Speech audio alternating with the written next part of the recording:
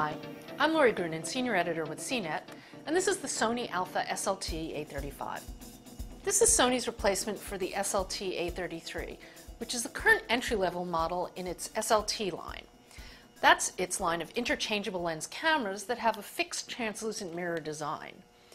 The A35 looks like a modest update over that model, but it's also only marginally different than the currently shipping A55.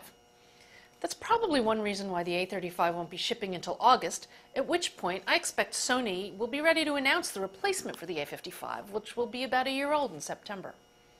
The most notable difference is that the A35 retains the fixed LCD of the A33, while the A55's is articulated.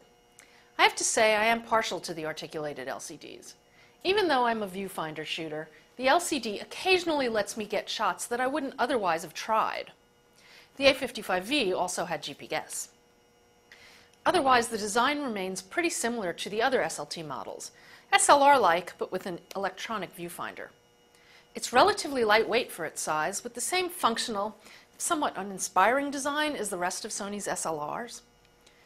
The feature set has a few additions, including the same picture effect menu that debuts in the C3, with the usual options we're used to seeing from other cameras, including red, yellow, green, or blue color highlighting, toy camera, posterizing, pop, and retro.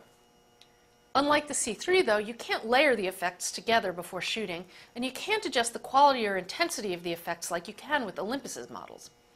I'm also disappointed that the A35 doesn't pick up the interface conventions of the new NEX, where it will tell you why a particular option is grayed out. And the video options haven't been updated either, with the A35 limited to 1080-60i AVC HD, no progressive modes. Sony has tweaked a few of its multi-shot modes, though. The handheld Twilight now incorporates 6 shots, for example. That doesn't seem any slower, which is good.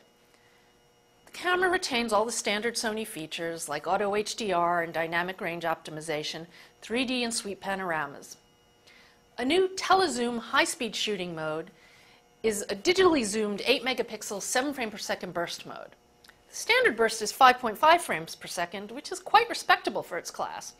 In fact, the A35's overall performance is quite good. It's on par with the A55, though it still lags sub-$1,000 DSLRs in some ways. Plus, the battery life has been improved incrementally over both the A33 and the A55. It's got the same new 16-megapixel sensor and updated image processing as the NEX C3, which Sony claims delivers better noise reduction. And while we didn't test the A33, the image quality of the A35 does look better than the A55's at mid-range ISOs, like ISO 1600. Photos are a hair crunchier than I like in some cases, but overall, the photos are quite pleasing, with decent color accuracy and dynamic range. But final judgments on the photo quality will have to wait until I can process the raw files. JPEG shooters should be pretty happy, though. As far as I can tell, the A35 isn't worth putting off your buying decision for. I'm really curious what the update to the A55 will look like, and it might be worth waiting for that, though. Stay tuned for a full review soon. I'm Lori Grunin, and this is the Sony Alpha SLT A35. Hi, I'm Molly Wood, host of The Buzz Report, the show about the tech news that everybody's talking about. See it every Friday in high def at cnet.com/buzzreport.